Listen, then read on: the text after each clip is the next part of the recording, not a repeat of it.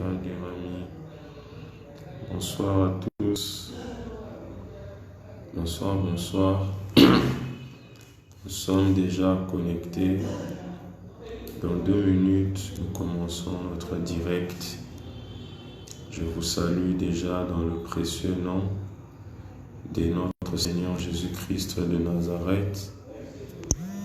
Connectez-vous déjà. Là, vous êtes à la maison, au bureau, en famille, dans vos chambres, dans vos salons. Connectez-vous déjà parce que la grâce de Dieu est là ce soir. Faites signe dès que vous vous connectez. La grâce de Dieu est notre partage en ce 21 juillet. Nous sommes déjà connectés. Rabazé Faranile. Connectez-vous. Je vous invite déjà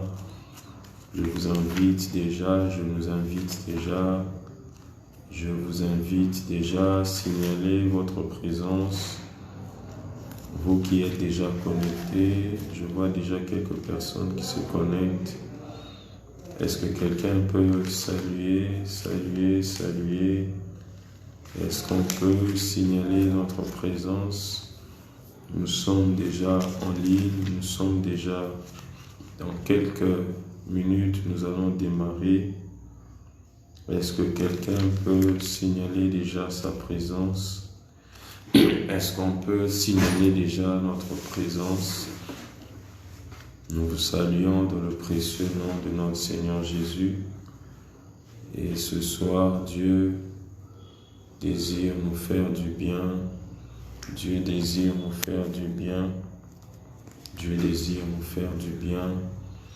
Nous sommes un jeudi.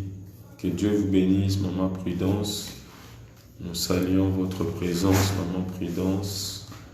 Nous saluons la présence de Maman Prudence. Nous vous attendons, chers frères et sœurs, nous vous attendons. Signalez déjà votre présence, vous qui êtes connectés. Nous nous présentons pour vous, c'est le prophète Blé Élysée Osakanou. Nous sommes connectés sur le compte Élysée Osakanou. Nous saluons aussi la présence du pasteur Lami Lamika, que Dieu soit béni.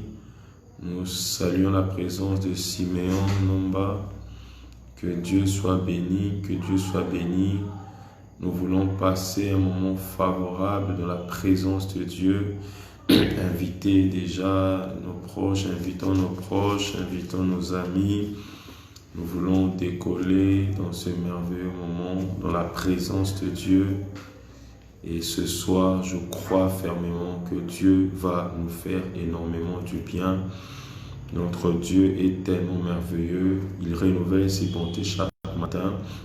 Nous voulons prier pour ouvrir ce moment. Ensemble avec vous, nous voulons prier. Il est déjà 20h32 et nous sommes déjà connectés. Nos esprits sont élevés. Nous bénissons son nom. Nous prions, Éternel des armées, Dieu Tout-Puissant, le Créateur des cieux et de la terre, le Maître de l'univers, Larazé Faterami Faso, le Dieu des esprits des prophètes. Nous te bénissons parce que tu as permis ce temps, tu as permis ce moment de connexion, ce moment de prière, ce moment de partage. Nous te rendons gloire, nous te rendons l'honneur. Merci parce que c'est toi qui fais toutes choses. Laisse que ce moment soit un moment béni, un moment de grâce, un moment de louange, un moment de bénédiction, un moment de restauration, un moment de visitation, un moment divin, un moment d'échange, un moment où tu nous emmènes dans le profondeur. Il est écrit qu'il est doux, qu'il est agréable que des frères demeurent ensemble. C'est comme l'huile précieuse qui descend de la barbe d'Aaron jusqu'au pan de ses vêtements, comme l'hermon qui descend des hauteurs du mont Sion. C'est là que l'Éternel envoie la vie pour l'éternité. Merci pour ce temps éternel. Ô précieux ami Saint-Esprit, nous voulons te confier ce moment. Que tu nous fasses que du bien. Fais-nous du bien, fais-nous du bien. Emmène-nous encore dans le trône. Emmène-nous dans la gloire. Emmène-nous dans la profondeur. Laisse que tu fortifies mon frère, ma soeur, tous ceux qui sont connectés, tous ceux qui vont se connecter. Laisse que ton esprit nous fasse du bien pour la gloire de Jésus. Nous t'avons ainsi prié au nom de Jésus-Christ de Nazareth. Amen. Est-ce que nous pouvons dire Amen, Amen, Amen dans nos maisons, là où nous sommes? Est-ce que nous pouvons acclamer pour la gloire de l'Éternel? La Bible est en train de dire dans le psaume 98, chantez à l'Éternel un cantique nouveau, car il a fait des prodiges. Est-ce qu'il y a quelqu'un parmi nous à qui Dieu a fait des merveilles, pour qui Dieu a fait des prodiges? Est-ce que nous pouvons acclamer? Est-ce que nous pouvons louer le Seigneur par nos acclamations? Nous sommes dans nos maisons, nous sommes au bureau, partout là où nous sommes. Est-ce que nous pouvons louer Dieu par nos acclamations? Les psaumes 98, le verset 2, la Bible dit « L'Éternel a manifesté son salut, il a révélé sa justice aux yeux des nations. Il s'est souvenu de sa bonté et de sa fidélité. Saint, le salut de notre Dieu, poussez vers l'Éternel,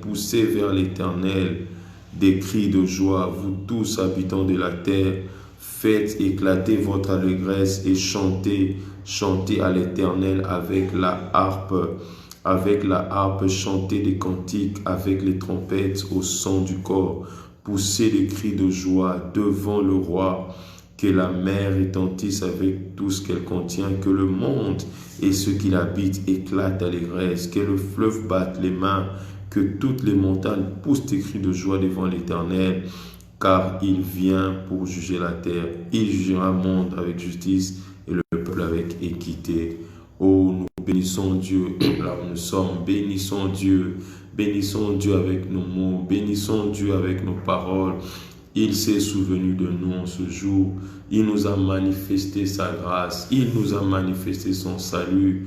Oh, qu'il est bon de le louer, sa miséricorde durera toujours. Nous te louons, Seigneur, pour la grâce que tu as fait à nos bien-aimés, à nos frères et sœurs, pour la grâce que tu as fait à nos familles, pour ta bonté, pour ta fidélité. Nous te rendons multiples actions de grâce. Que nous élevons l'agneau de Dieu, celui pour qui et par qui nous vivons, sans lequel nous pourrons vivre. Merci Jésus, merci pour ta grâce. Merci pour ta grâce dans la vie de tout un chacun. Merci pour cette journée de prière. Toi qui nous dis, va, toi qui nous dis, va. Merci Seigneur pour ce que tu vas faire ce soir, pour ce que tu vas accomplir ce soir. Nous te bénissons, nous te bénissons. Tu es le Dieu qui mérite la gloire, le Dieu qui mérite l'honneur. Sois loué, Éternel. Est-ce que tu peux prier, tu peux recommander ta vie, recommande-toi sous la grâce de Dieu, recommande ce moment sous la grâce de Dieu, parle à Dieu pendant ce temps, dis à Dieu, je veux passer un moment merveilleux avec toi, je vais passer un moment merveilleux dans ta présence, parle à Dieu, dis à Dieu, je me recommande à toi, laisse que ce temps soit pour moi un temps de bénédiction, que ce temps soit pour moi un moment de grâce, un moment de révélation, un moment de bénédiction, un moment de visitation. Parlons à Dieu là où nous sommes. Rabba, né d'obtenir miséricorde et grâce et être secouru dans nos besoins. Nous attendons ton secours, Rabba Chaté. Nous nous attendons à toi. Nous nous attendons à toi, les dieux tout-puissants. Nous nous attendons à toi. Nous voulons te confier ce moment. Nous voulons te confier ce temps. Nous voulons t'abandonner ce temps.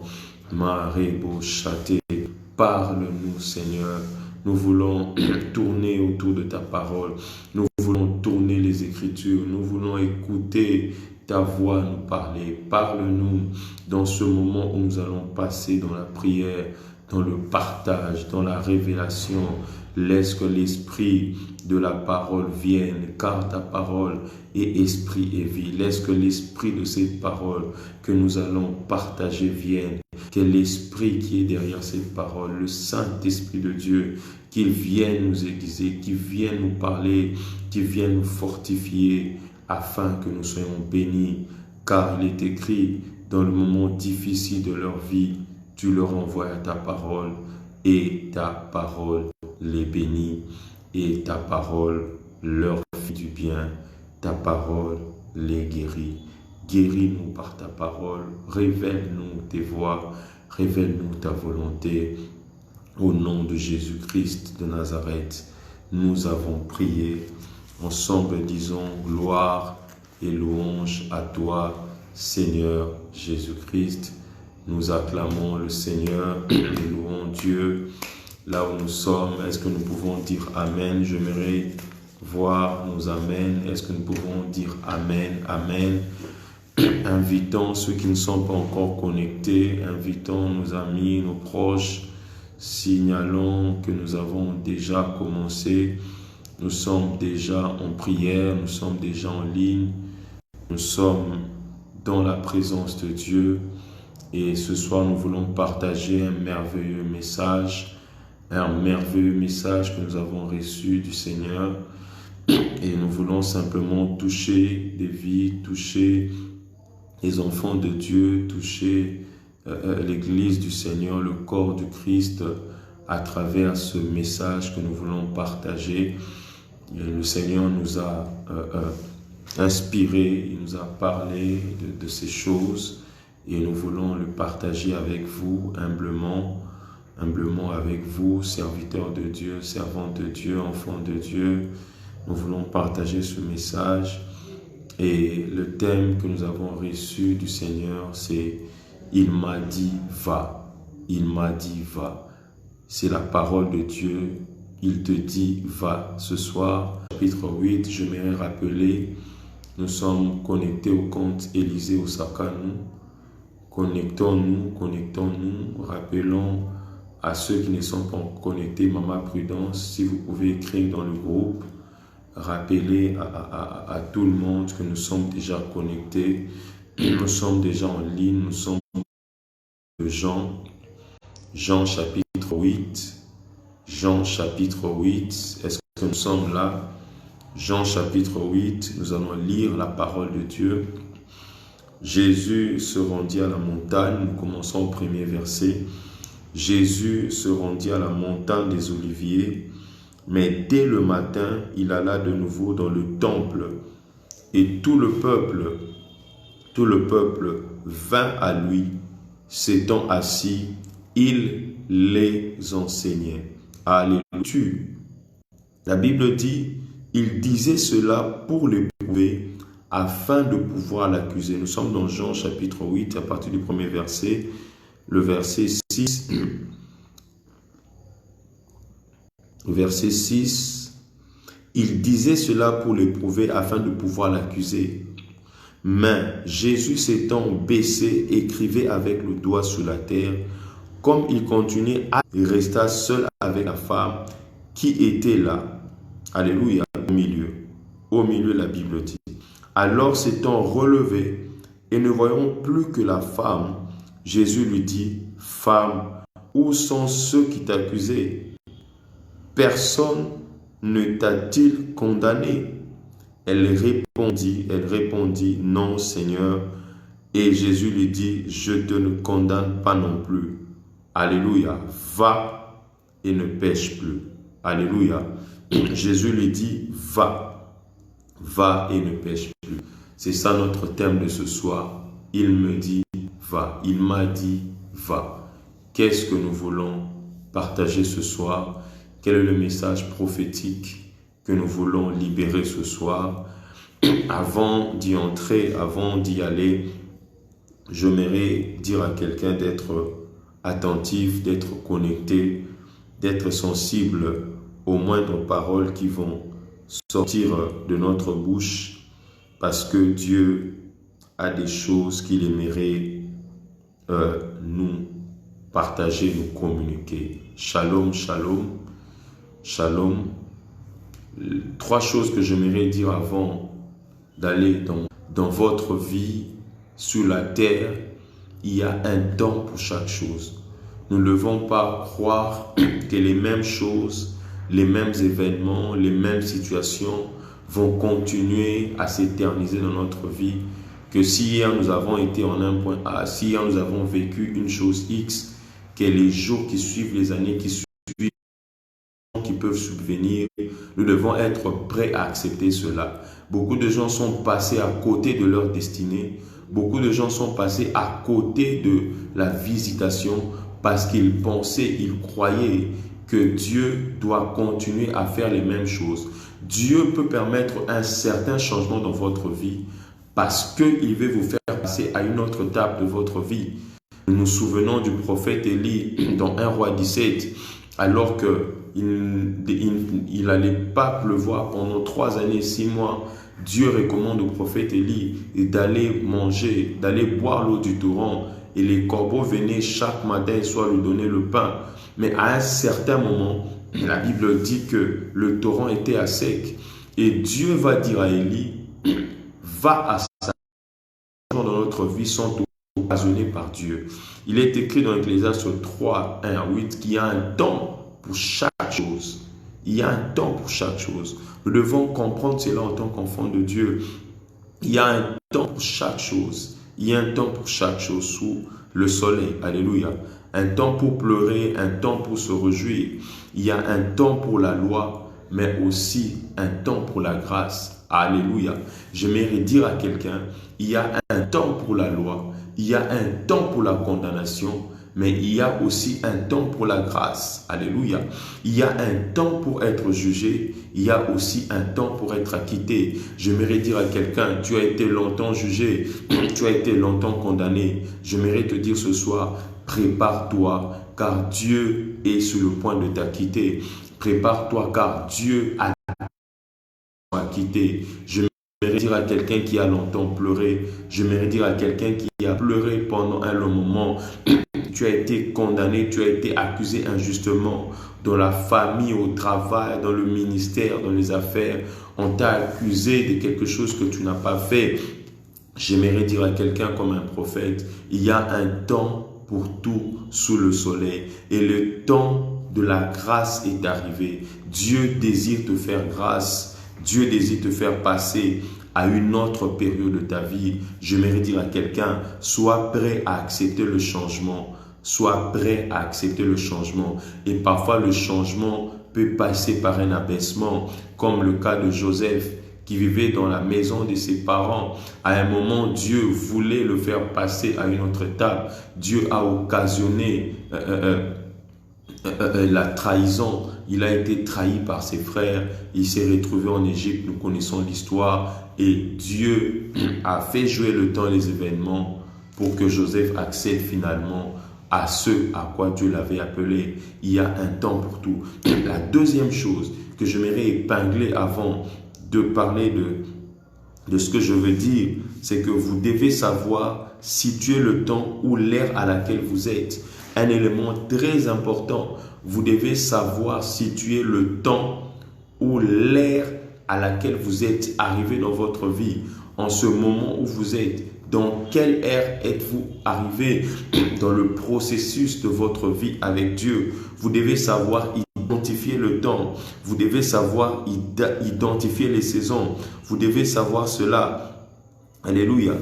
Vous devez savoir quelles doivent être vos attentes par rapport au temps où vous êtes arrivé. Vous ne pouvez pas attendre la même chose dans toutes les périodes, dans toutes les saisons. Chaque saison a ses réalités, chaque saison a ses attentes. Vous ne pouvez pas attendre la cueillette pendant que vous venez de semer. Vous ne pouvez pas attendre la floraison pendant que vous êtes arrivé au temps de la cueillette. Vous devez savoir identifier le temps. Vous devez savoir identifier la saison pour savoir quelles doivent être vos attentes au temps où vous êtes arrivé. Beaucoup de gens ne savent pas identifier le temps. Ils ne savent pas identifier les saisons dans lesquels ils sont arrivés. Et de ce fait, ils s'attendent toujours à la même chose. Ils s'attendent à la même chose. Bien-aimé, Dieu me dit de dire à quelqu'un ce soir, identifie l'ère à laquelle tu es arrivé. Si c'est la saison où tu dois s'aimer, ne t'attends pas à récolter. Si c'est la saison où tu dois moissonner, tu dois t'attendre à la moisson. Identifie le temps où tu es bien-aimé.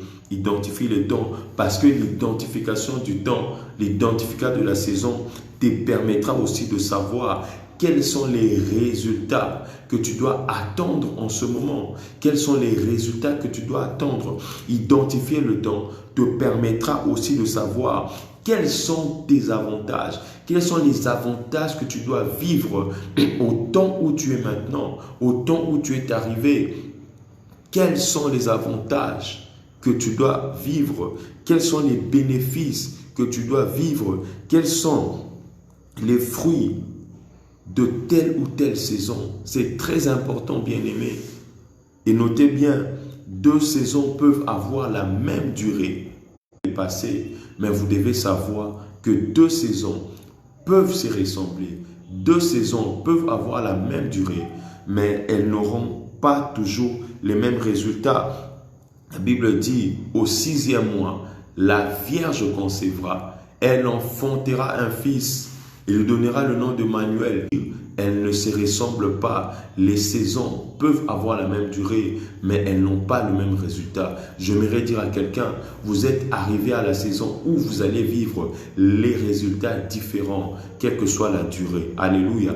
Et la 3e chose, avant de passer, j'aimerais dire à quelqu'un, les jugements, les pensées, les dires des hommes n'influencent pas et ne changent pas la volonté de Dieu pour votre vie. Alléluia. Je vais répéter cela. Les jugements, les pensées, les dires des hommes n'influencent pas et ne changent pas la volonté de Dieu pour votre vie. Les gens peuvent dire ce qu'ils peuvent dire. Les gens peuvent penser ce qu'ils peuvent penser. Les gens peuvent prononcer. Les gens peuvent juger comme ils veulent. Ils peuvent être puissants. Ils peuvent être forts. Ils peuvent avoir le pouvoir et dire ce qu'ils peuvent dire de vous. La femme de Potiphar pouvait dire ce qu'il pouvait dire de Joseph. Mais cela n'a pas changé la volonté de Dieu pour la vie de Joseph. Cela n'a changé en rien la volonté de Dieu, la destinée prophétique que Dieu avait réservée pour la vie de Joseph. Alléluia. Bien-aimés, écoutez, les gens diront ce qu'ils peuvent dire, mais il y a une volonté au ciel. J'aimerais dire à quelqu'un, Agar pouvait être chassée par Sarah, mais laissez-moi vous dire, cela n'avait changé en rien la volonté de Dieu pour la vie d'Agar, ni pour la vie d'Ismaël. Il y a une volonté au ciel. Il y a un Dieu qui s'appelle Ataeroi, celui qui nous voit du ciel. Et il a une volonté. Et sa volonté n'est pas changée par les dires des hommes. Alléluia. Est-ce que quelqu'un me suit? Est-ce que quelqu'un me suit? Alléluia. Dans Isaïe, il est écrit, vos pensées ne sont pas mes pensées. Vos voix ne sont pas mes voix. De la même manière que les cieux sont au-dessus de la terre, mes volontés, mes voix sont au-dessus des vôtres. Alléluia. J'aimerais dire à quelqu'un, fais confiance à la volonté de Dieu. Fais confiance au désir de Dieu. Il y a une volonté au ciel. Dieu a un désir pour ta vie. Et le jugement, j'aimerais dire à quelqu'un qui est passé par tant de jugements, tant de condamnations, tant de critiques. J'aimerais dire à quelqu'un, même si c'est sur ton ministère, sur ton foyer, sur ton mariage, sur tes affaires, sur ta vie, sur ta santé, même ce que les médecins peuvent dire sur ta santé, ça n'influence en rien la volonté de Dieu pour ta vie. Ça ne changera en rien la volonté de Dieu pour ta vie. Et ce soir, pour avancer et aller finir afin de prier, j'aimerais parler des mystères cachés dans cette parole. Il m'a dit, va. Il m'a dit, va. Quels sont les mystères qui sont cachés? Qu'est-ce que la prophétie voulait dire à cette femme? Qu'est-ce que la parole de Jésus voulait dire à cette femme?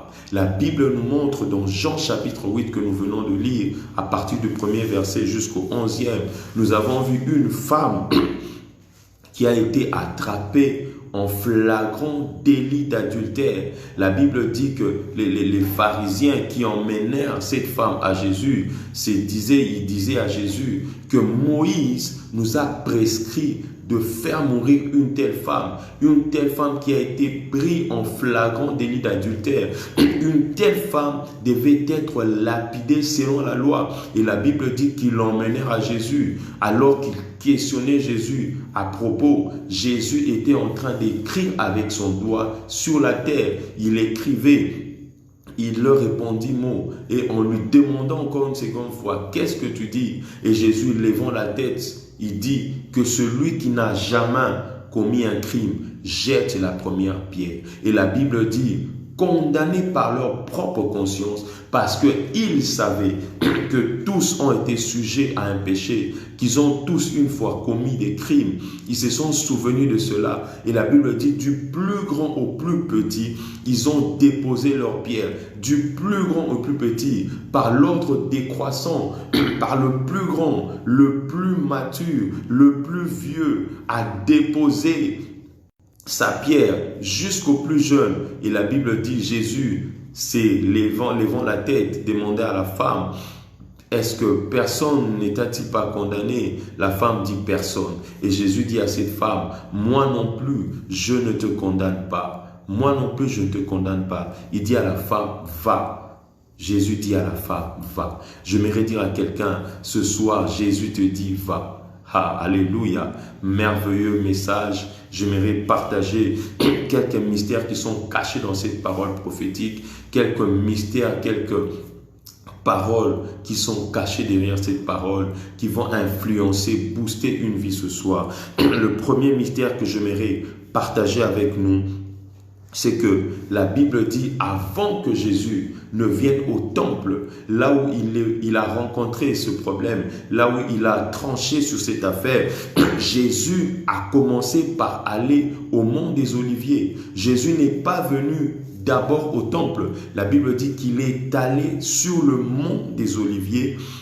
Et là, ce n'était pas pour dormir. Là, ce n'était pas pour se divertir. Mais Jésus est monté sur le mont des Oliviers pour prier, pour chercher la face de Dieu. Parce qu'il précédait toujours l'aurore. Il précédait toujours par la prière. La Bible dit qu'il priait pendant 2 heures. Il priait devant la face de Dieu. Il prenait du temps devant son Père. Et sur le mont des Oliviers, Jésus a précédé avant d'arriver au temple. Quelqu'un peut dire Amen. Est-ce que quelqu'un peut dire Amen là où vous êtes? Est-ce que quelqu'un peut dire Amen? Est-ce que quelqu'un peut dire Amen? Alléluia. Et les monts des Oliviers, c'est une montagne prophétique. La montagne des Oliviers, ce n'est pas n'importe quelle montagne. Bien-aimé, Jésus, tout au long de son ministère, il a posé des actes prophétiques. Il a fait des gestes prophétiques.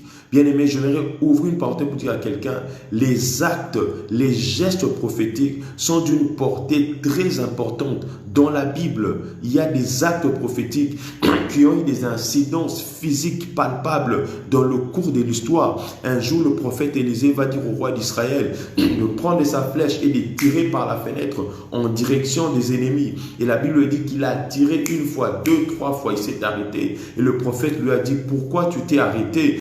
Tu aurais battu les siens jusqu'à leur extermination, mais tu leur battras que jusqu'à 3 fois. Alléluia. Les actes prophétiques sont très importants, sont très très importants. Alléluia.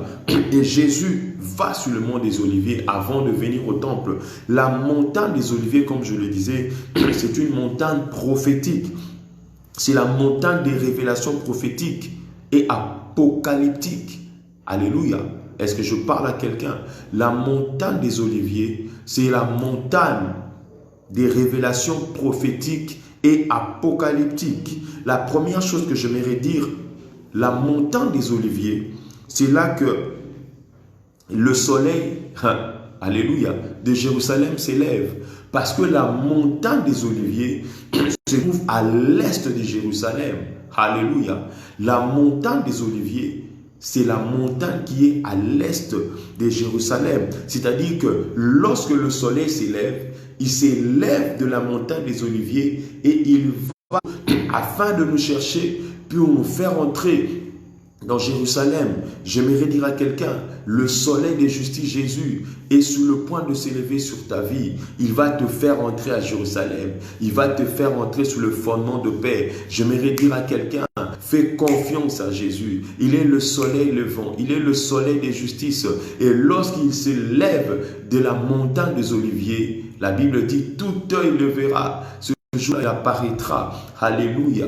Tout œil le verra. J'aimerais dire à quelqu'un, tu le verras bientôt. Tu vas voir le soleil. Il va se lever pour toi très bientôt. Il est sur le point de s'élever.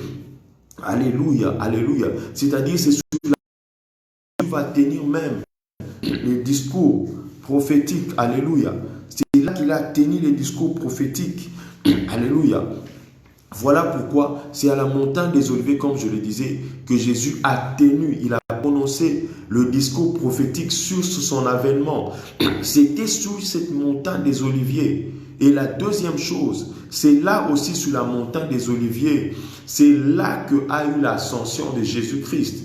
Ce n'est pas en vain que Dieu avait choisi cette montagne. Cette montagne nous révèle des choses prophétiques et apocalyptiques. C'est à la montagne des Oliviers. C'est là que a eu l'ascension de Jésus. Nous sommes dans Actes chapitre 1, le verset 9 à 12. Et la troisième chose qu'il faut retenir de la montagne des Oliviers, c'est par là aussi que Jésus va revenir. C'est sur cette montagne-là qu'il apparaîtra. Nous sommes dans Zacharie chapitre 14, le verset 3 à 4. Alléluia. Et nous sommes dans l'esprit de cette écriture et nous sommes prophétiquement sur la montagne des Oliviers ce soir. J'aimerais dire à quelqu'un, dans l'esprit de cette écriture, nous sommes ce soir sur la montagne des Oliviers et quelque chose est sur le point d'arriver ce soir. J'aimerais dire à quelqu'un, sois connecté parce que sur la montagne des Oliviers, après la montagne des Oliviers, il y a des choses qui se passent. Il y a des vies qui changent. Il y a des affectations. Alléluia. Écoutez-moi, si Moïse était monté à la montagne de Sinaï pendant 40 jours et 40 nuits pour recevoir la loi, et c'est Dieu qui écrivait de son propre doigt. Moïse n'a pas écrit la loi, c'est Dieu qui l'a écrit lui-même sur les tablettes. Alléluia. Mais Jésus, sur la montagne des Oliviers, il a reçu. Il est monté un seul jour, il est redescendu. Et il est redescendu avec un décret pour changer la loi, un décret pour inaugurer le temps de la grâce. Jésus est monté sur la montagne des Oliviers parce que le matin, il y avait un nouveau décret qui devait sortir. Parce que le matin, il y avait une nouvelle grâce qui devait commencer. Il fallait qu'il y ait cette interruption entre la loi et la grâce. Il fallait que la grâce puisse se manifester. Il fallait que la grâce puisse commencer. J'aimerais dire à quelqu'un, ce soir nous sommes prophétiquement, nous sommes sur la montagne prophétique des Oliviers. Il y a un changement qui va s'opérer. Il y a une remise et reprise qui va se faire parce que Jésus savait que le matin, il y avait une remise et il y a une loi qui doit tomber. Il y a une grâce qui doit commencer. Il y a une grâce qui doit commencer sur ta vie. Il y a une grâce qui doit commencer. Je suis en train de voir une loi tomber. Une loi est sur le point de tomber. Parce que lorsque Jésus monte sur la montagne des Oliviers et lorsqu'il descend, il fait tomber la loi et il nous fait entrer dans la grâce. La Bible dit le matin, Jésus se rend au temple. On lui amène une femme qui était frappée par la loi. Une femme qui devait mourir. Une femme qu'on devait mettre à mort. J'aimerais dire à quelqu'un, Jésus est monté sur la montagne des Oliviers. Et c'est avec ses propres doigts qu'il a écrit et signé par son sang plus tard, les paroles de la grâce. Jésus est monté sur la montagne des Oliviers, ainsi me disait l'Éternel. Cette journée, pendant que je préparais ce message, il était monté sur la montagne des Oliviers parce que Dieu était en train de lui communiquer les paroles de grâce, de lui communiquer un nouveau décret, le décret de la grâce qui devait libérer sur cette femme. J'aimerais dire à quelqu'un, Jésus n'était pas étonné qu'on lui emmène cette femme le matin parce que déjà la nuit sous la montagne des Oliviers, il était dans le trône, il était dans la présence du Père, il était dans le conseil céleste.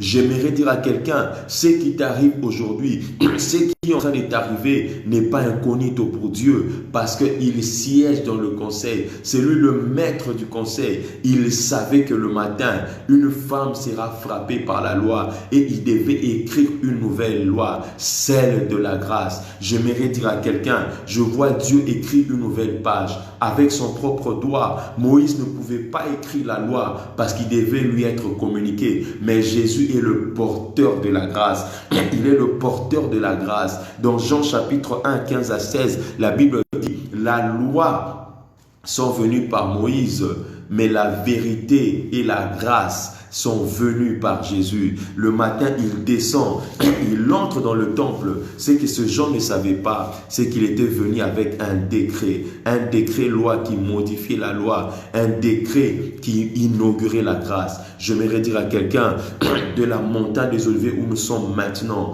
Dieu me dit de te dire, il est en train d'inaugurer une saison de grâce, un temps de grâce. La Bible dit, l'Esprit de l'Éternel sur moi, il m'a oint pour annoncer la bonne nouvelle, pour rendre libres les captifs, pour annoncer une année de grâce de l'Éternel. J'annonce comme un prophète un temps de grâce sur votre vie. J'annonce comme un prophète un temps de grâce sur votre maison. J'annonce comme un prophète un temps de grâce sur votre santé, sur vos affaires, sur vos projets, sur vos démarches, sur votre vie, sur vos enfants, sur votre mariage. J'annonce un temps de grâce de la montagne des Oliviers où nous sommes avec le Seigneur. J'annonce un temps de grâce au nom de Jésus.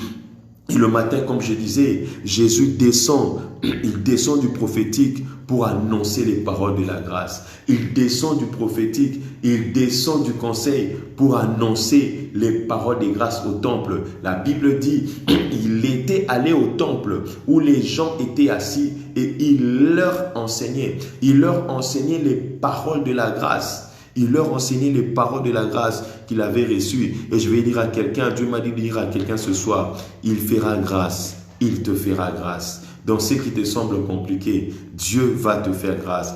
Et Jésus se rendit au temple parce qu'il savait que la grâce devait tomber sur une femme. Je prophétise ce soir que la grâce tombe sur toi. Je prophétise, toi qui me suis ce soir, que la grâce de Dieu tombe sur toi. Au nom de Jésus-Christ de Nazareth. Et le deuxième mystère pour passer, le deuxième mystère qui est caché dans cette parole, il m'a dit va, avant d'y arriver, le deuxième mystère qui nous emmène à la conclusion, avant de finir, vous devez faire attention au jugement des hommes. Alléluia. J'aimerais dire à quelqu'un, vous devez faire attention, comme je disais tantôt, au jugement des hommes, parce que les hommes sont des hypocrites. Alléluia. Les hommes sont des hypocrites. Jésus dit aux pharisiens, souvent, hypocrites pharisiens, vous êtes des hypocrites. Pourquoi les hommes sont des hypocrites? J'aimerais ouvrir cela maintenant. Pourquoi les hommes sont des hypocrites?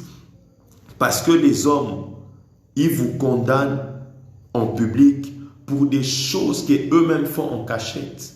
C'est ça l'homme. L'homme te condamnera en public pour des choses que lui-même fait en cachette. Ces hommes condamnaient cette femme parce qu'elle avait été prise en flagrant délit d'adultère. Mais les mêmes gens qui condamnaient cette femme, si on ouvrait leur vie, ce sont des choses qu'ils faisaient eux-mêmes en cachette. Et Jésus leur dit, si Moïse vous a prescrit cela, Moïse vous a prescrit la séparation, le divorce, c'est à cause de votre mauvais cœur. Mais au commencement, il n'en était pas ainsi. Et Jésus dit, Moïse vous dit, celui qui commet l'adultère avec une femme a péché. Mais moi, je vous dis, celui qui convoite une femme pour être avec elle a déjà commis l'adultère. C'est-à-dire, ces hommes étaient en train de condamner cette femme pour quelque chose qui était pris en flagrance. Mais eux-mêmes, dans leur cœur, ils étaient des hypocrites parce que ce sont des choses qu'eux-mêmes avaient déjà commis. Combien de fois ils avaient envié des femmes? Alléluia.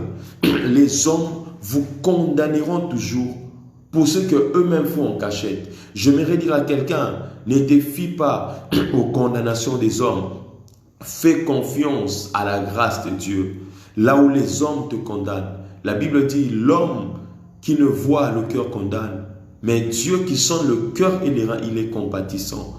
L'homme, il ne voit pas le cœur, il condamne. Ils te condamneront en public pour les mêmes choses que eux font en cachette. Alléluia. Et la Bible dit que cette femme avait été prise en flagrance délit d'adultère.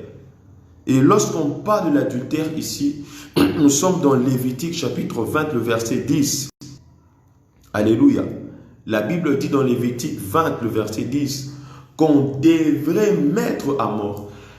On devait lapider l'homme et la femme qui sont prises en flagrance. Alléluia. L'homme et la femme devaient être condamnés. Les hommes vous mettront toujours à mort. Ils s'acquitteront eux-mêmes. J'aimerais dire à quelqu'un, il n'y a que la justice de Dieu qui est fidèle. Il n'y a que la justice de Dieu qui est juste. J'aimerais dire à quelqu'un dans cette saison, Dieu me dit de te dire, fais confiance à sa justice. Là où les hommes vont te condamner, Dieu va t'acquitter. Mais l'homme n'a pas été arrêté, l'homme n'a pas été mis au tribunal. Il n'y a que cette femme, la pauvre femme. Parce que vous devez savoir que les puissants domineront toujours sur le faible. Les puissants vont toujours chercher à dominer sur les faibles. Cette femme avait été prise en position de faiblesse. C'était une faible dame qu'on allait lapider. J'aimerais parler à quelqu'un qui est en train de passer par des moments compliqués. Tout le monde est en train de te condamner. Tout le monde est en train de s'acharner sur toi. J'aimerais te dire, Dieu ne te condamne pas. Dans Hébreux 4,16, il a dit, approchons-nous avec assurance du trône de la grâce afin d'obtenir grâce et miséricorde. J'aimerais dire à quelqu'un, approche-toi du trône de la grâce. Dieu m'a dit de dire à quelqu'un ce soir, arrête de croire, de penser que ce que les gens disent sur ton cas, sur ta situation, sur ta maladie, te condamnera toujours. Alléluia. Arrête de croire à ce que les gens disent. Arrête de croire à ce que les gens disent sur ta situation. Dieu m'a dit de dire à quelqu'un, arrête de croire à ce que les gens disent sur ta vie. Arrête de croire à tout ce que les gens sont en train de dire sur toi. Arrête de croire à ce que disent les gens sur ton cas, sur ta situation, sur ta maladie. Alléluia. On te condamnera toujours. On te rejettera toujours. Alléluia. Les gens te condamneront toujours. Ils te rejetteront toujours. Les gens te diront toujours, ah, ta situation est son cœur. Et les médecins ont même dit que cette maladie ne pouvait pas guérir. Une tumeur au cœur, vous imaginez. La tumeur avait grossi, avait pris du volume. Et les médecins ont dit, on doit opérer cette maladie. Et si on n'opère pas, c'est la mort qui va suivre. J'aimerais dire à quelqu'un, les médecins ont dit ce qu'ils ont dit. J'aimerais dire à quelqu'un comme un prophète, il y a un Dieu qui est capable de tout. Il y a un Dieu qui peut changer ta situation. Les médecins peuvent te condamner à quelques mois de vie. Ils peuvent te donner quelques mois de vie. Ils peuvent même dire, voilà, nous avons remarqué ceci. Il ne te reste pas un long moment. J'aimerais dire à quelqu'un qui souffre d'un cancer, quelqu'un qui souffre d'une maladie atroce, Dieu est capable de juger autrement. Le jugement de Dieu est toujours différent de celui des hommes. On était en train de condamner cette femme. On était en train de condamner cette femme. Mais Jésus a dit que celui qui n'a jamais commis un meurtre, qui n'a jamais commis quelque chose de mauvais, qui jette la première pierre. Allez, là, vous allez constater avec moi que même le prophète peut se tromper. Le prophète Samuel qui va dans la maison d'Isaïe pour oindre le fils d'Isaïe, selon que Dieu l'avait envoyé. Le prophète voit Eliab. Le prophète se dit certainement celui. Les médecins se trompent. Les professeurs se trompent. Les avocats se trompent. Le juge se trompe. Alléluia. Même les experts se trompent, même le prophète.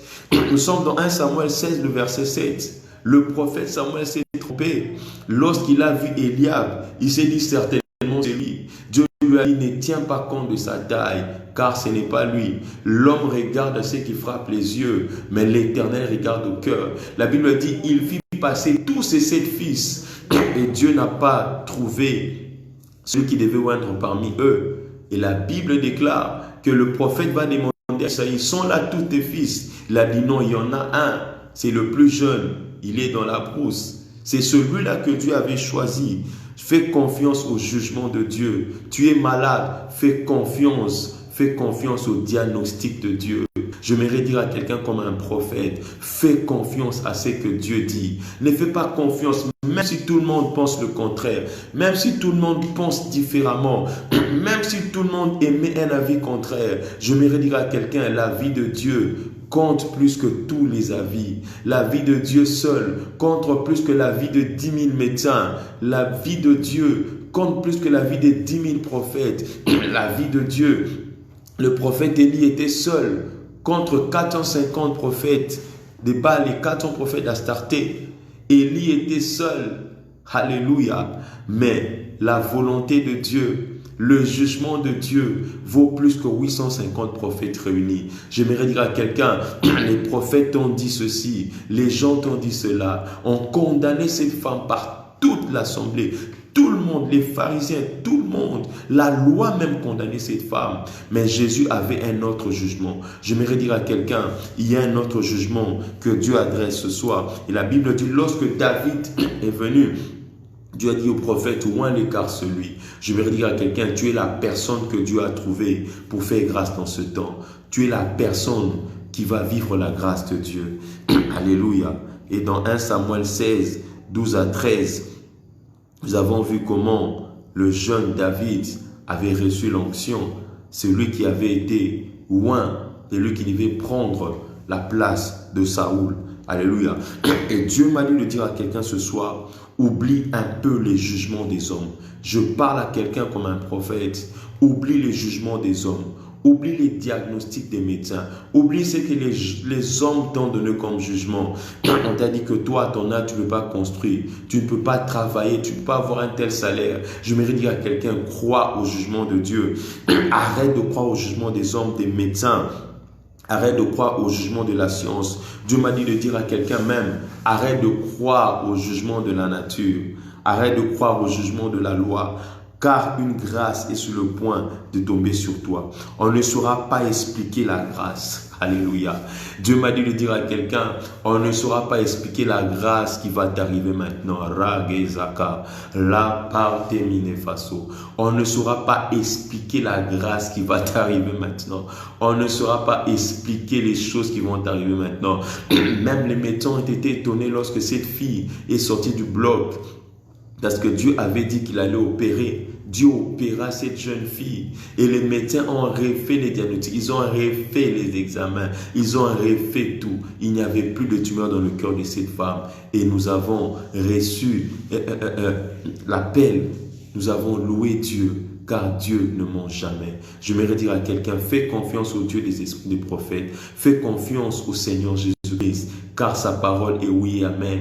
Dieu m'a dit de te dire ce soir, il y a une grâce immense qui va tomber dans ta vie maintenant dans cette saison. Il y a une grâce immense qui va tomber. Et les gens ne sauront pas expliquer la grâce qui va t'arriver. Personne ne pouvait expliquer la grâce qui va tomber sur cette femme adultère alors que tout le monde l'a condamnée. Jésus lui dit, moi je ne te condamne pas. Écoutez, Dieu m'a dit de dire à quelqu'un ceci, la grâce est au-dessus de la loi.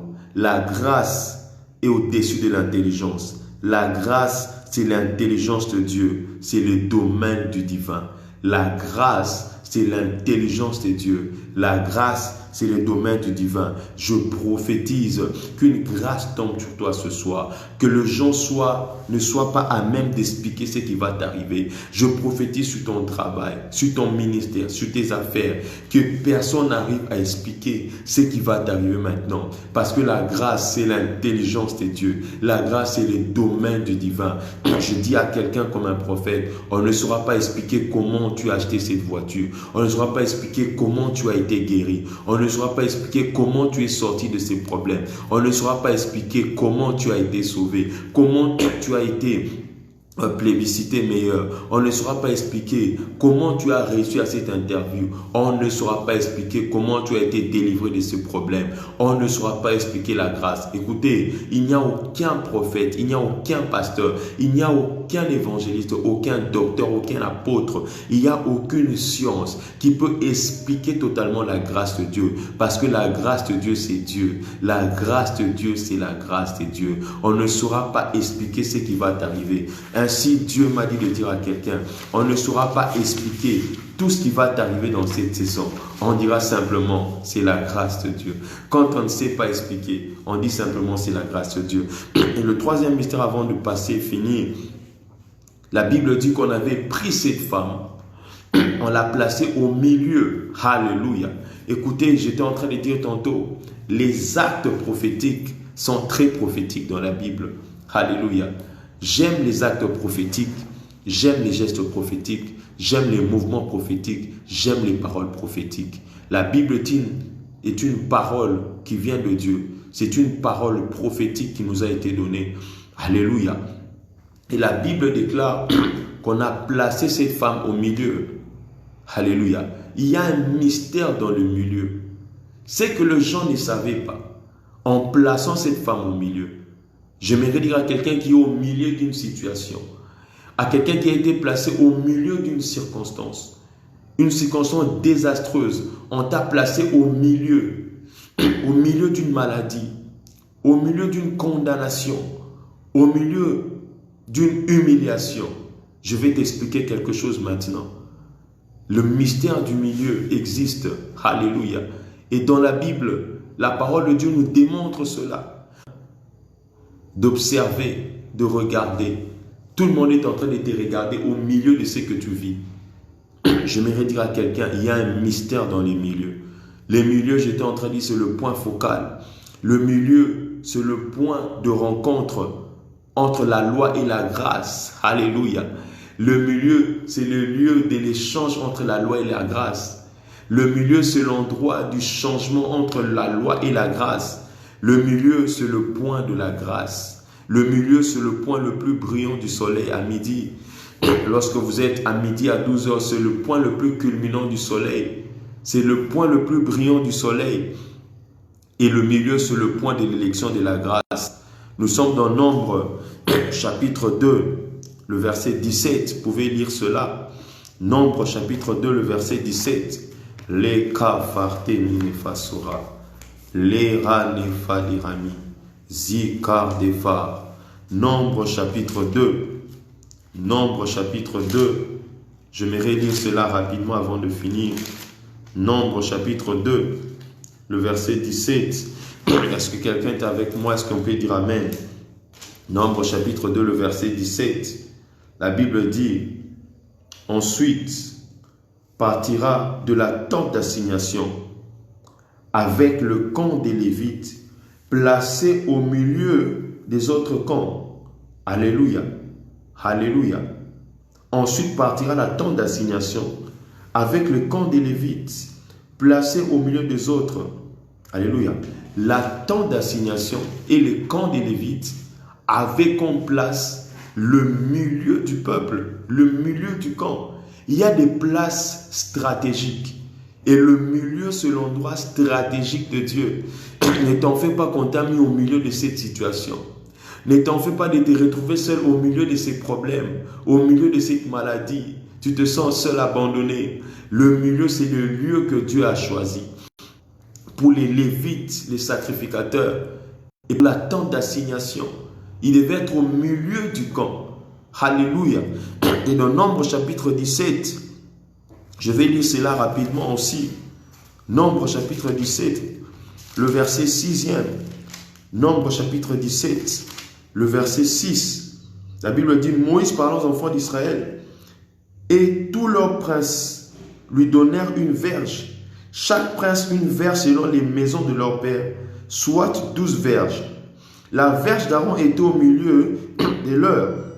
Alléluia. Et nous savons l'histoire. Le matin, la verge qui était au milieu, c'est la verge d'Aaron pour la tribu de Lévi. Et c'est la verge d'Aaron qui avait fleuri. Alléluia. J'aimerais dire à quelqu'un, le milieu c'est la position divine. C'est la position d'Emmanuel. Alléluia. C'est la position d'Emmanuel. Nombre chapitre 11, le verset 20. Vous pouvez lire cela. C'est la position de Dieu. Il est au milieu. Il était au milieu du camp. Vous pouvez voir cela aussi dans Nombre 35, le verset 15. Ou Nombre 14, le verset 42. Alléluia. Les milieux aussi.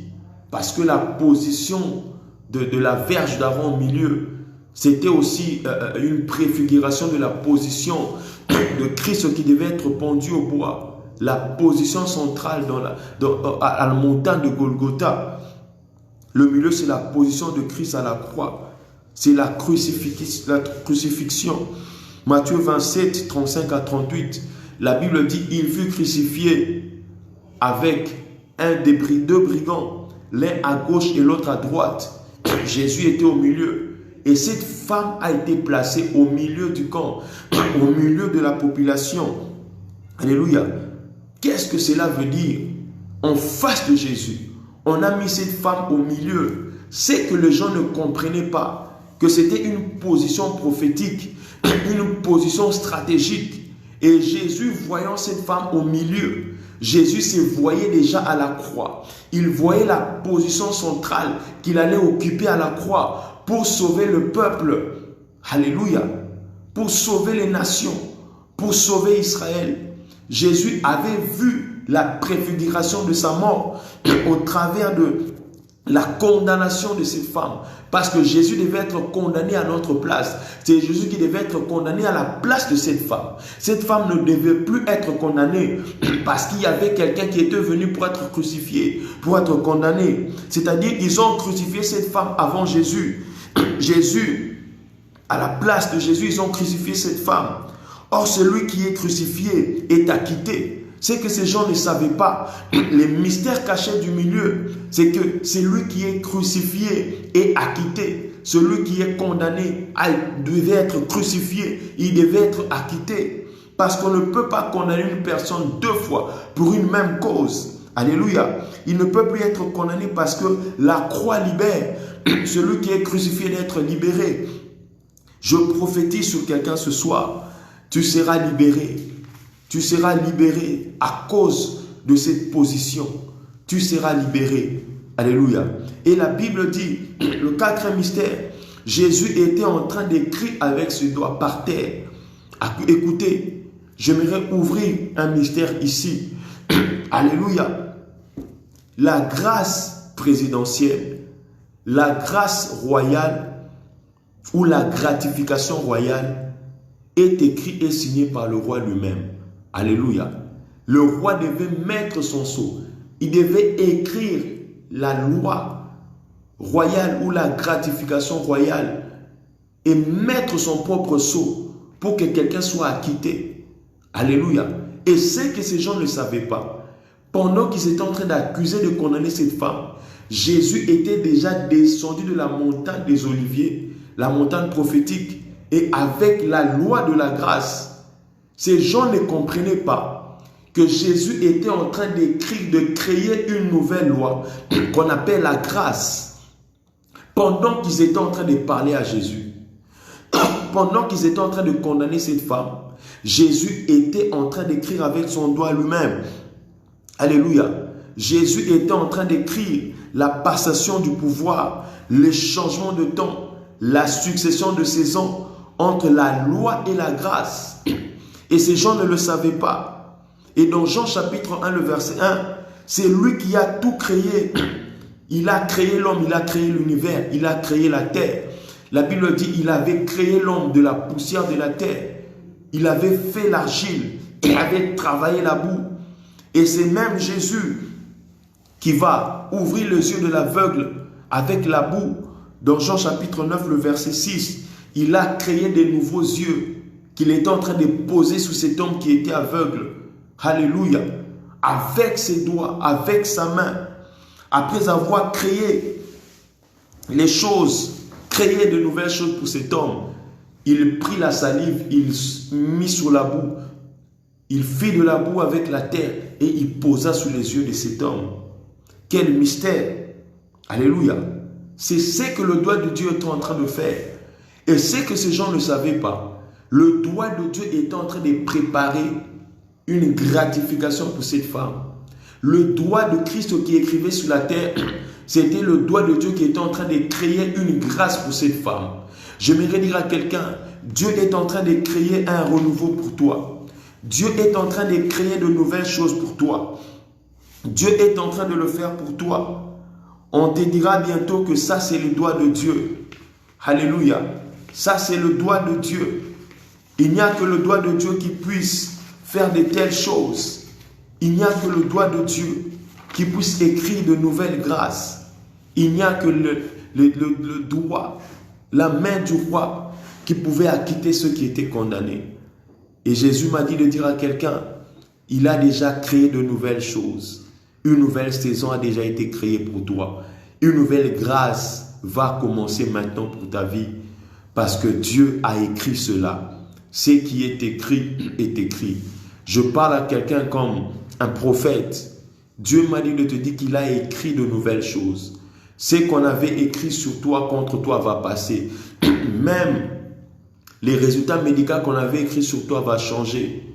Dieu est en train d'écrire de nouveaux résultats. Pour arrêter ce que le doigt de Dieu va opérer sur toi, ce soir sera difficile. Dieu m'a dit de dire à quelqu'un, il sera difficile qu'on change ce que le doigt de Dieu est en train d'écrire, de créer pour toi. Il était impossible à ces hommes d'échanger ce que le doigt de Jésus avait écrit grâce pour cette femme. La Bible dit qu'ils ont déposé la pierre du plus grand au plus petit. Alléluia. Je prophétise ce soir que le doigt de Dieu crée quelque chose de nouveau dans ta vie. Dans Exode 8, 17 à 19a, la Bible dit que les magiciens du Pharaon avaient tenté de refaire, de reproduire ce que Dieu avait fait par Moïse. Et ils ne pouvaient pas. Ils ont dit au Pharaon, ça c'est le doigt de Dieu qui peut le faire. Je parle à quelqu'un ce soir. Le doigt de Dieu va faire des choses impossibles, des choses que personne ne saura imiter, des choses que personne ne saura choses. Même la contrefaçon ne peut pas contredire. Même la contrefaçon ne peut pas pirater. On ne peut pas pirater le doigt de Dieu. On ne piratera pas l'œuvre du doigt de Dieu dans ta vie. Je prophétise sur quelqu'un ce soir que le doigt de Dieu écrive de nouvelles choses, de nouvelles grâces, de nouvelles mesures, de nouvelles postes, de nouveaux postes, de nouvelles fonctions. Une nouvelle vie, un nouveau temps, une nouvelle saison sur ta vie. La Bible dit qu'il écrivait avec son doigt. Il écrivait. Et lorsqu'il leva les yeux, il vit que tout le monde était parti. Il demande à cette femme, personne n'était-il pas condamné? Alléluia. Et le cinquième mystère avant d'avancer et finir, c'est que la grâce qui est l'intelligence divine va confondre ceux qui se croient le plus sages. La grâce de Dieu qui est l'intelligence divine va confondre les plus sages aux moins sages. La grâce de Dieu va commencer par réduire le plus grand problème au petit problème. La grâce de Dieu va traiter le plus grand problème au plus petit problème de ta vie. Alléluia. La Bible dit lorsque Jésus a levé les yeux, il a constaté que du plus grand au plus petit, ils avaient déposé leurs pieds et ils s'en sont allés. J'aimerais dire à quelqu'un, ce problème va lâcher ta vie à cause de la grâce de Dieu qui tombe. Dieu va exterminer tes problèmes à tous les niveaux. Alléluia. Dieu va exterminer tous les problèmes à tous les niveaux. Des problèmes de santé, des problèmes d'affection, des problèmes d'amour, des problèmes d'études, des problèmes de travail, des problèmes de salaire. Toutes sortes de problèmes qui règnent sur ta maison, qui règnent sur ta vie. Dieu va mettre fin à cela. Dieu va mettre fin à cela. Dieu m'a dit de dire à quelqu'un ce soir, il met fin à tout genre de problème. La Bible dit du plus grand au plus petit. Ils avaient déposé leurs pierres. Oh, je vois des pierres être déposées. Je vois de problèmes être transformés. Je vois un changement total arriver. Il y a un temps où tu lèveras les yeux. Tu te rendras compte qu'il n'y a plus rien. Il n'y a plus aucune maladie. Il n'y a plus aucun problème. Et je finis ici. Jésus dit à cette femme, va. Mais qu'est-ce que cela veut dire en fin de compte? Il dit à cette femme, va. Mais moi, je ne te condamne pas. Va. Qu'est-ce que cela voulait dire? Qu'est-ce que cela veut signifier pour nous ce soir? Ça veut dire, premièrement, Dieu m'a dit de dire à quelqu'un, il te dit, va. Ça veut dire pour toi, premièrement, ce soir, je te parle de la part du Seigneur. Dieu me dit de dire à quelqu'un qui me suit, quelqu'un qui va me suivre en rediffusion, c'est que tu n'es plus condamné. Dans Romains 8, il est écrit, il n'y a plus maintenant aucune condamnation pour tout celui qui est en Christ, car la loi de l'esprit de vie en Christ nous a affranchis de la loi du péché et de la mort. C'est ça la première chose. La deuxième chose, Dieu veut simplement te dire que tu ne mourras pas. Dieu m'a envoyé dire à quelqu'un que tu ne mourras pas. Dieu te dit va, ça veut dire que tu ne mourras pas. Tu quitteras ce lit d'hôpital. Cette maladie ne t'amènera pas à la mort. Tu ne mourras pas par le feu. Tu ne mourras pas par l'eau. Car même si lorsque tu traverses le feu ne te brûlera pas. Ainsi l'Éternel a dit, quand tu traverseras les eaux, ils ne te submergeront pas. Elles ne te submergeront pas, car il est avec toi pour te délivrer. Quand l'Éternel dit va, ça veut dire que tu ne mourras pas, parce que cette femme devait être sujette à la mort. Mais Jésus lui dit va, ça veut dire qu'elle a été libérée de la mort. Oh, je prophétise sur quelqu'un, sois libéré de la mort ce soir, sois libéré de la mort dans tous les niveaux de ta vie, dans tous les aspects de ta vie. Tu ne seras plus condamné et tu ne mourras pas. Tu ne connaîtras pas ni de mort brutale, ni de mort brusque, ni de mort inopinée. Tu ne connaîtras pas aucune sorte de mort, ni dans ta vie, ni dans les affaires, ni dans le ministère. Tu ne mourras pas. La troisième chose, le Seigneur m'a dit de dire à quelqu'un, c'est que va veut dire, c'est qu'une nouvelle vie commence. Alléluia. Ça veut dire qu'une nouvelle vie commence. Dieu me dit de dire à quelqu'un, une nouvelle vie commence ce soir. Je prophétise sur la vie de quelqu'un. Ainsi l'Éternel te dit, va. Il veut simplement te dire qu'une nouvelle vie commence à partir de ce soir. Je prophétise sur quelqu'un qu'une nouvelle vie commence à partir de maintenant. Qu'on ne reconnaisse pas. Ça veut dire que Jésus avait donné à cette femme l'occasion de recommencer sa vie, de recommencer une nouvelle vie sans condamnation. Alléluia. Je prophétise sur quelqu'un. Une nouvelle vie est en train de commencer. Reçois cela au nom de Jésus. La quatrième chose, ça veut dire qu'une nouvelle étape vient de commencer dans ta vie. Quand Jésus dit va à cette femme, ça veut dire qu'une nouvelle étape vient de commencer dans sa vie. Et Dieu me dit de dire à quelqu'un, une nouvelle étape vient de commencer dans ta vie. Dieu te dit va, une nouvelle étape a commencé. Une nouvelle étape a commencé. L'étape passée est passée. C'est une prochaine étape maintenant. Il est fidèle pour cette prochaine étape. Il dit à cette femme va. La cinquième chose que va veut dire, ça veut dire aussi que tu ne seras plus la même. Alléluia. Cette femme a été acquittée. Jésus lui dit va. Ça veut dire qu'elle n'est plus la même. La même qu'on avait connue adultère, ça ne sera plus la même. Je vais dire à quelqu'un, tu ne vivras plus les mêmes choses qui t'ont fait pleurer hier, les mêmes choses qui t'ont condamné hier, les mêmes choses qui t'ont fait abattre hier. Tu ne seras plus la même. Tu ne seras plus la même qu'on a humiliée hier. Tu ne seras plus la même. Et une autre chose que va veut dire, ça veut dire Dieu t'offre de nouvelles opportunités. Je parle à quelqu'un comme un prophète de l'Éternel ce soir. Dieu m'a dit de vous dire, il te donne de nouvelles opportunités de recommencer. De nouvelles opportunités sont devant toi. Je vois de nouvelles opportunités devant quelqu'un. Je vois de nouvelles opportunités pour cette femme qui a été prise en adultère. Des nouvelles opportunités avaient commencé. Jésus voulait simplement aussi lui dire que de nouvelles opportunités sont mis devant toi. Je te donne de nouvelles opportunités. Je prophétise sur la vie de quelqu'un ce soir. Des nouvelles opportunités vont être données maintenant. Ainsi me parle le Seigneur. Des nouvelles opportunités vont commencer pour toi. Une autre chose, il me dit, va. C'est que ça veut dire aussi que tu es guéri de tout ce dont tu souffrais. Tout ce dont tu souffrais, tu es guéri. Tu es guéri, tu es guéri. Je déclare, je prophétise la guérison à tous les niveaux, à tous les niveaux, à tous les niveaux, au nom de Jésus, au nom de Jésus. Qu'est-ce que cela veut dire aussi? Qu'est-ce qu'il me dit veut dire aussi? Jésus voulait aussi dire à cette femme, tu es libre de faire ta vie sans pression ni oppression. Alléluia, c'est merveilleux. C'est que Jésus voulait aussi dire à cette femme, c'est que tu es maintenant libre de faire ta vie sans pression ni oppression.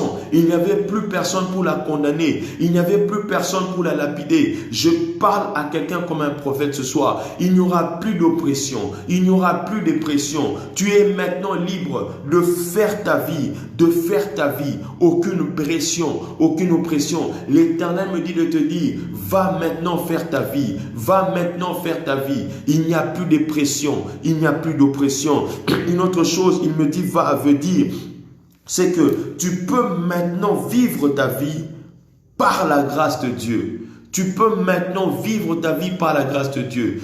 Tu peux maintenant vivre ta vie par la grâce de Dieu. J'aimerais dire à quelqu'un, l'Éternel m'a dit de dire à quelqu'un qui me suivra après la retransmission de ce message, tu peux maintenant faire ta vie avec la grâce de Dieu, par la grâce de Dieu, là où tu ne pouvais pas supporter, là où tu ne pouvais pas t'empêcher de commettre le péché, tu peux maintenant résister, tu peux maintenant changer de vie, par la grâce de Dieu, tu peux être différent par la grâce de Dieu. Il me dit va, c'est que ça veut aussi dire, c'est que ce qui ne marchait pas va maintenant marcher. Ce qui ne marchait pas va maintenant marcher. Ce qui n'allait pas dans la vie de cette femme devait à présent marcher. Ça n'allait pas avec elle parce qu'elle vivait dans l'adultère. Maintenant, elle pouvait vivre dans une vie saine et pieuse. Alléluia. Il me dit, veut dire aussi que ce qui ne marchait pas va marcher maintenant.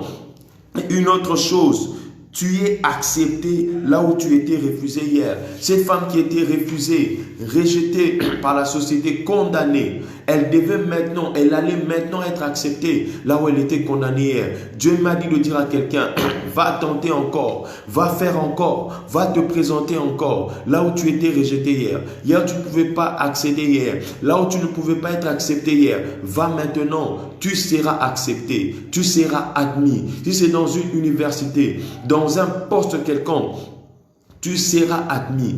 Dans les choses où tu ne pouvais pas accéder, les choses auxquelles tu ne pouvais pas accéder, tu peux accéder maintenant. Va et tu seras accepté. C'est une parole que je dis à quelqu'un.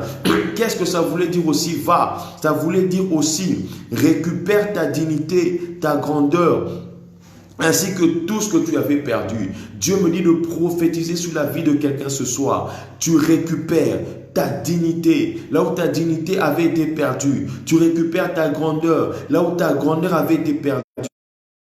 Tu vas récupérer cela.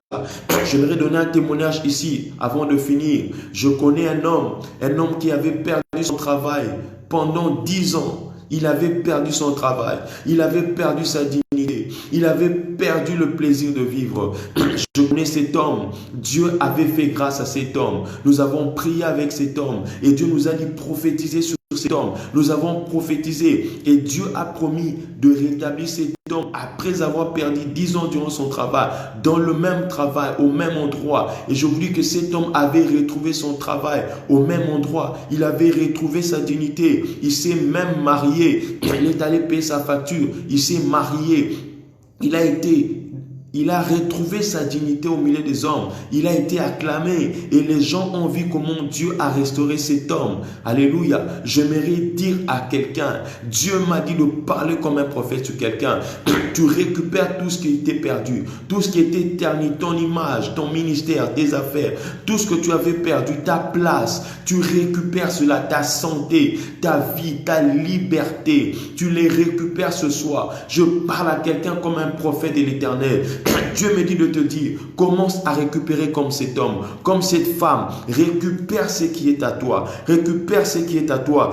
Je prophétise, commence à récupérer cela. Commence à récupérer cela. Mais ce que j'aime, Jésus dit à cette femme, va, mais ne pêche pas. Qu'est-ce que ça veut dire? Ne refais plus les mêmes erreurs. Ne refais plus les mêmes erreurs. Ça veut dire c'était un ordre. Ne sois plus le même. Ne sois plus le même. C'était à l'interjection. Il a dit va et ne pêche plus.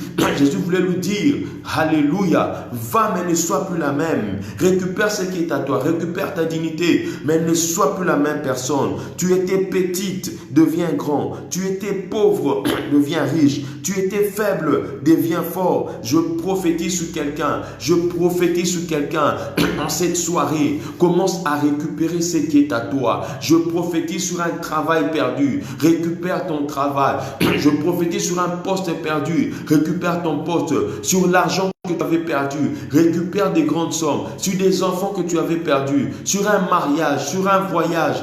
Récupère des avantages. Sur une parcelle. Sur des biens, des matériels, des choses que tu avais perdues. Commence à récupérer. Commence à récupérer. Nous entrons en prière. Nous entrons en prière. Commence à prier. Commence à prier. Commence à récupérer ta place. Commence à saisir la grâce. La faterami faso. Commence à saisir la grâce de Dieu. Commence à saisir les opportunités. Commence à saisir une nouvelle dimension. Commence à saisir une nouvelle vie. Tu es en train de prier. Tu es en train d'acclamer. Rakazite. Les farteramé, la pardezika, la ternegazo, la padezima, les kofanera, les épardés, kolifadeso, les pasofate, rete fanera faso, epare des ega, la mi fatera, les sofaderami, les peradesa, les rademilera, lo parazekate, les ekaterade, les ravade, l'ozakante, la mi faso, au nom de Jésus, rabinazikate, les ratefane, rosekatari, mine fasote, renezekata, la ranifa, ranifade. Commence à récupérer, commence à récupérer, commence à reposséder. Commence à devenir une autre personne. Je vois des gens changer. Je vois des situations changer. Je vois des diagnostics médicaux changer. Je vois des situations changer. Jésus a changé la situation de cette femme. Qui pouvait croire que cette femme pouvait encore vivre? Je prophétise sur quelqu'un. Même si on a cru que tu ne vivras pas. Même si tu avais inoculé un poison. Tu vivras. Tu vivras. Il a dit, voici les signes qui accompagneront ceux qui croiront, ceux qui croiront. Cette femme a cru en la grâce.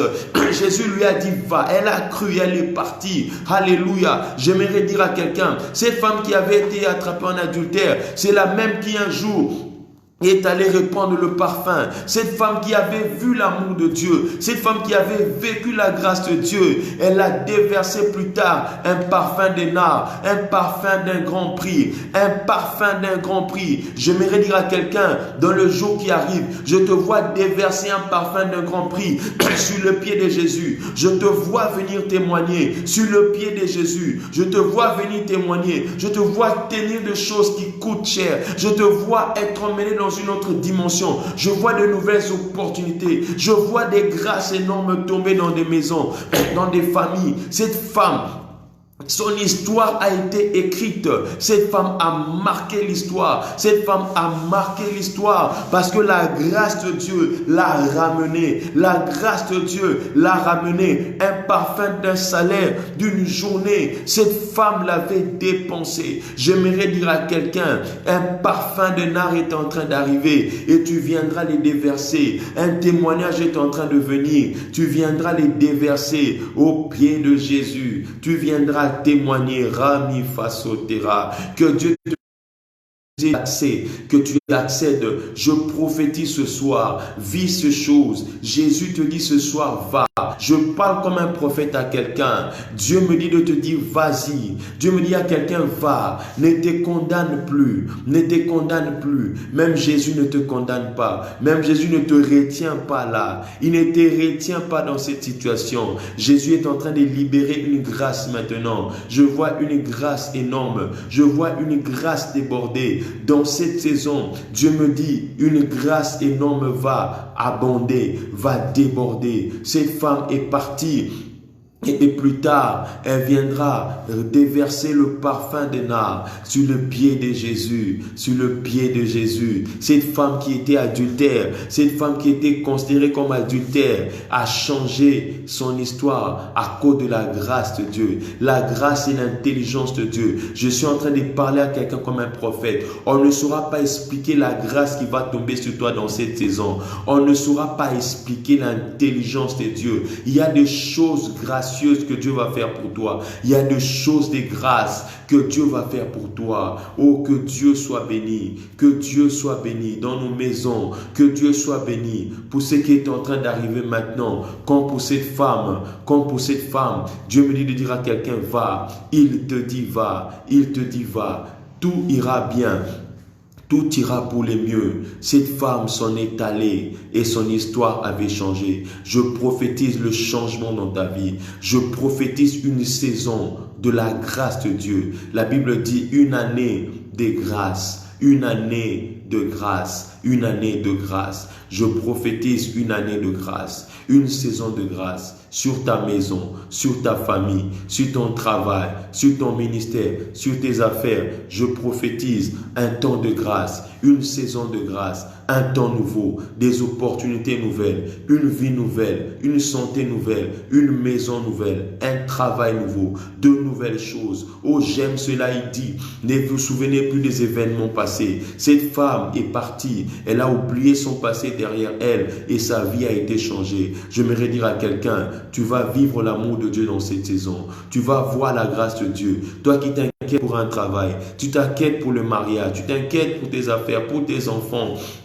pour ta conception. J'aimerais dire à quelqu'un, fais confiance à la grâce de Dieu. La grâce, c'est l'intelligence de Dieu. On ne saura pas l'expliquer. Donc, que Dieu vous bénisse dans vos maisons. Que Dieu vous bénisse là où vous êtes, dans les villes où vous vous trouvez, là où vous vous trouvez dans votre maison, dans votre bureau, dans votre chambre, dans votre voiture. Que Dieu vous bénisse abondamment. Que Dieu vous bénisse abondamment.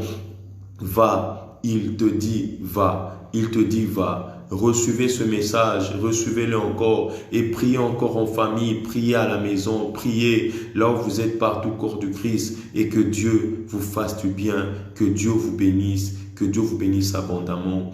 C'était pour vous humblement le prophète Blay Élisée Osakane. Nous avons passé un moment merveilleux dans la présence de Dieu. Que Dieu vous bénisse. Nous vous transmettrons le prochain programme que nous aurons en ligne avec vous. Soyez bénis, partagez ce message, bénissez des familles, bénissez des proches, bénissez des amis, des personnes qui sont dans le moment difficile, ils sont au milieu des situations compliquées. Transférez-le, partagez-leur ces messages et Dieu ne manquera pas de vous bénir. Soyez bénis abondamment et bonne soirée dans vos maisons. Que l'Éternel se souvienne de vous. Père éternel, nous te disons merci pour ce temps que nous avons passé autour de la prière, autour de la parole. Merci pour le bien que tu nous as fait. Laisse que ce message puisse bénir des familles, bénir des peuples, bénir des nations. Partout là où ce message va arriver, laisse qu'un miracle se produise, spontanément, car le milieu, c'est là où le miracle spontané s'était fait. La verge d'Aaron avait fleuri, mûri des amandes et donné du fruit. Laisse que spontanément au milieu de ce message, quelqu'un qui va le suivre en retransmission et tous ceux qui l'ont suivi maintenant vivent des miracles spontanés. Je déclare, je prophétise des miracles spontanés comme la verge d'Aaron. Que le doigt de Dieu écrive une nouvelle histoire avec vous. Que le doigt de Dieu fasse une chose miraculeuse. Quelque chose que l'intelligence humaine ne saura pas expliquer. La folie de Dieu est plus intelligente que les hommes. Et La faiblesse de Dieu est plus forte que les hommes. Je bénis Dieu pour ce qu'il est en train de faire. Je vois des gens témoigner, je vois des miracles se produire. Je vois la grâce de Dieu se manifester en chacun. Je vois la grâce de Dieu se manifester dans vos maisons, dans vos demeures, dans tout ce que vous faites. Bénissez Dieu, ne manquez pas de témoigner. Que Dieu vous bénisse. Shalom, shalom.